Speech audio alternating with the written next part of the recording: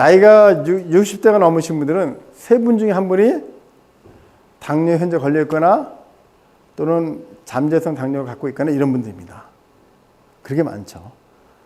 당뇨 자체는 뭐 혈당이 높은 것이 문제되는 게 아니라 합병증이 문제되는 거잖아요. 다만 주기세포가 당뇨에 왜 필요하고 어떻게 치료가 되는가 이것만 제가 말씀드릴 거예요. 주기세포가 왜 당뇨를 치료해야 되냐면 당뇨 치료를 하는 근본적인 방법은 약이 아니에요. 약은 어떤 겁니까? 췌장에서 인슐린 분비가 안 되니까 자꾸 더 하게 되고 기능을 더 분비하라고 자꾸 자극시켜주는 짜준 역할을 하는 거고, 인슐린은 아예 췌장에서 인슐린 분비가 안 되니까 대체해 준 거잖아요. 그러니까 이건 근본적인 게 아니죠. 그냥 보충요법이잖아요. 그런데 주기세포는 췌장, 손상된 기능을 재생시켜주니까 이게 근본적인 거죠. 근본적인 치료에 접근해야 되는 게 하나. 두 번째, 약이든 인슐린은 현재는 치료가 있어도 과거에 당뇨로 인한 합병증을 치료할 수가 없어요. 근데 당뇨로 인한 합병증 제일 문제되는 게 혈관이죠. 근데 주기세포가 혈관 치료하는데 가장 효과가 좋다라는 말씀드렸잖아요. 때문에 당뇨로 인한 합병증을 치료하는 게 주기세포예요. 그래서 치료를 합니다. 그러면 주기세포 맞으면 당뇨약 안 드셔도 되나요? 인슐린 안 맞아도 되나요? 제일 많이 물어보시는 답이 그거일 거예요. 질문일 거예요. 인슐린 맞아야 되고요.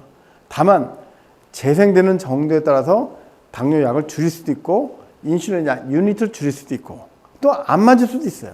그거는 재생되는 정도에 따라 다른 겁니다. 이해하셨죠? 자, 그러면 주기세포가 어떻게 이 당뇨를 치료하나 이 그림만 보시면 딱 돼요. 자, 어쨌거나 간에서 우리가 탄수화물을 먹으면 우리가 탄수화물은 다당류도 있고 이당류도 있고 단당류 있죠. 포도당 같은 게 있잖아요. 단당류, 포도당이 대표적인 건데 전부 다 다당류가 간에 와서 포도당으로 분해됩니다.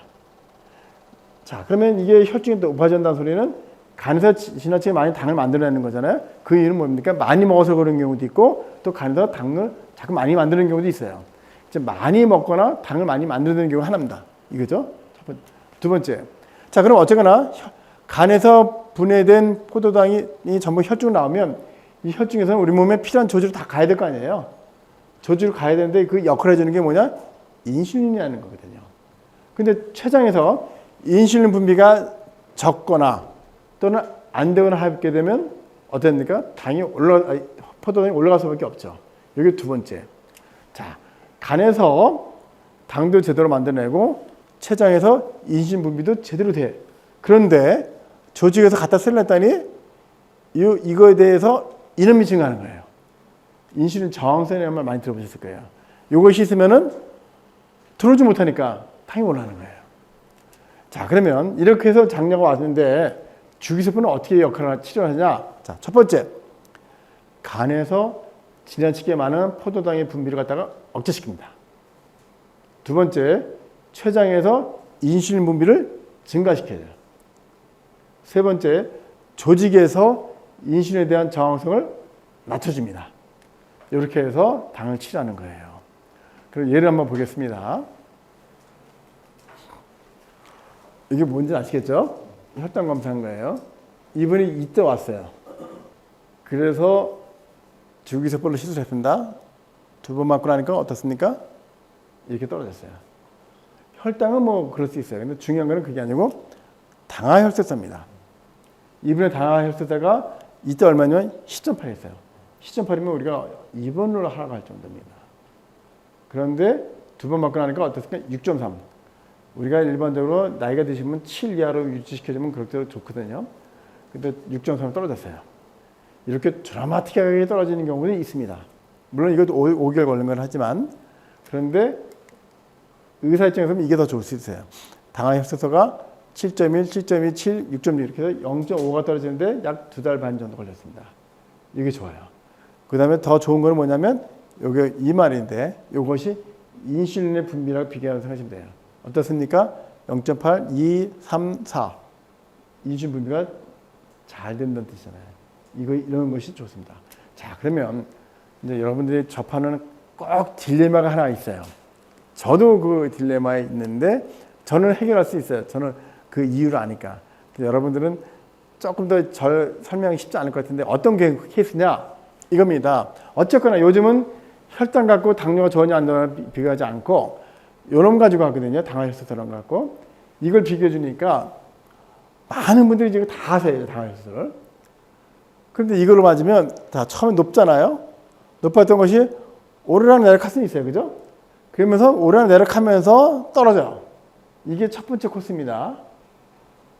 두 번째, 어떤 분은 안 떨어져요. 안 떨어져요. 고지표다가 마지막에 떨어져요. 이런 분이 있어요. 이게 두 번째예요.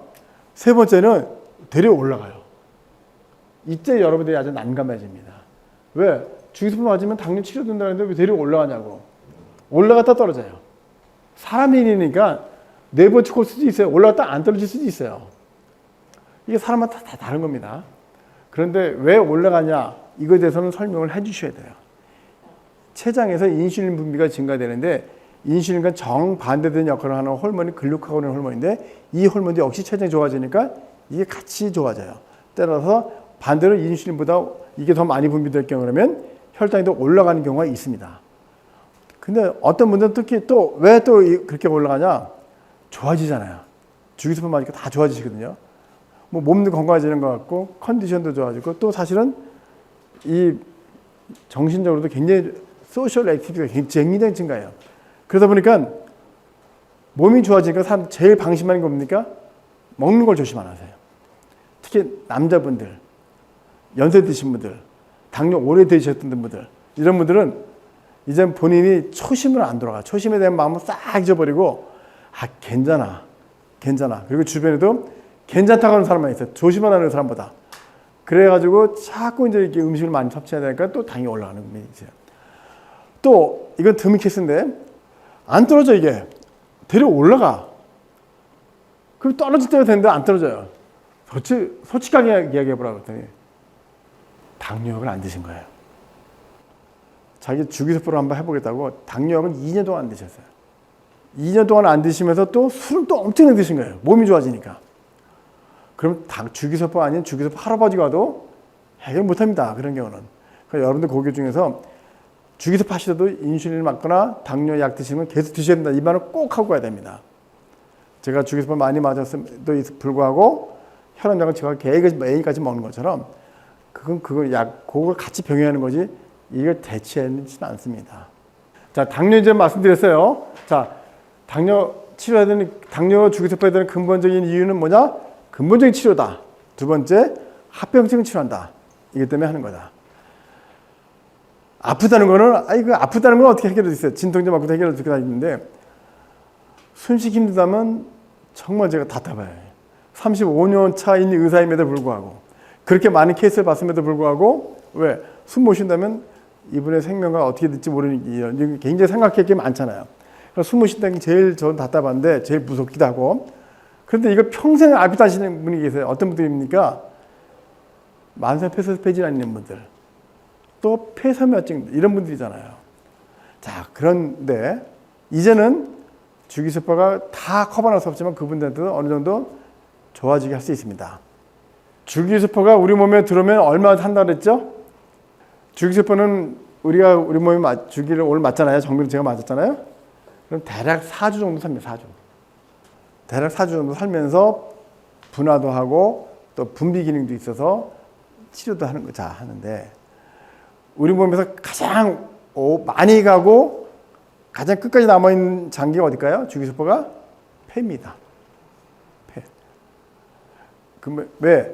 우리 조직 중에서 장기 중에서 단위 면적당 혈관이 제일 많은 조직이 폐예요.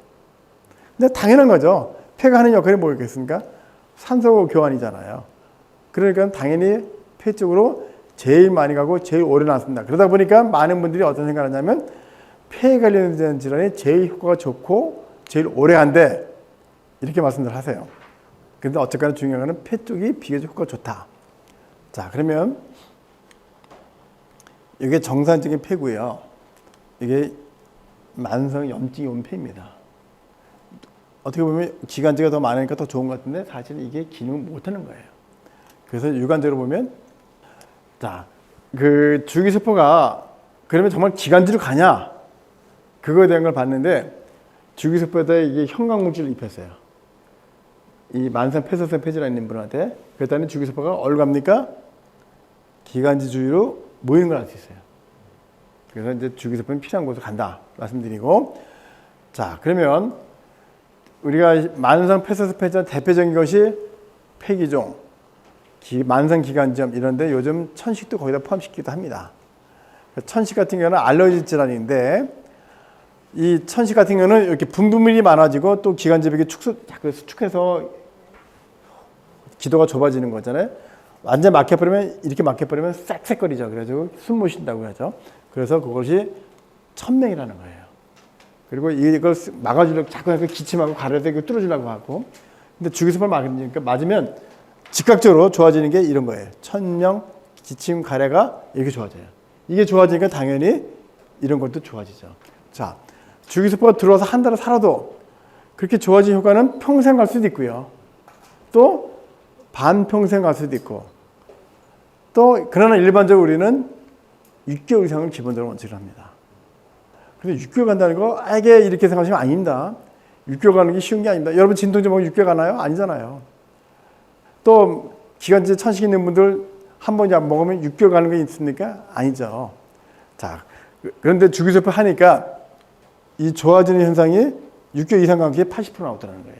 그래서 주기세포 효과는 우리가 일반적으로 6개월 이상 가는 걸 원칙으로 하고 있고, 저희도 아토피 환자가 갖고 임상시험하고 있다 그랬잖아요.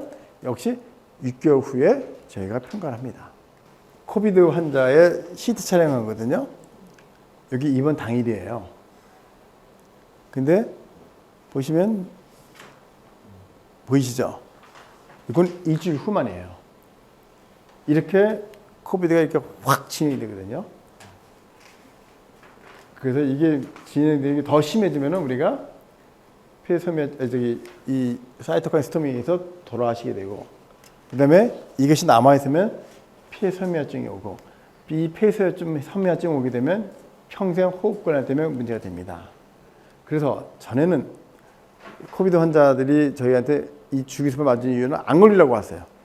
걸려도 요건 안 오려고. 그런데 지금은 대개는 이제 이것 때문에 폐섬유화증을 하려고. 두 번째, 이 코비드가 다발성 장기 손상을 유발하거든요. 그래서 뭐 많잖아요. 여러분 저희 환자 중에서 기억력이 제일 문제다 하시는 분도 있고, 또 기력을 못 비죠. 힘이 없다는 분이 있고, 또 알러지 현상이 특히 많이 일어난다 하시는 분도 있고, 그래서 그런 분들이 이제 그걸 치료할 목적으로 또 주기세포를 합니다.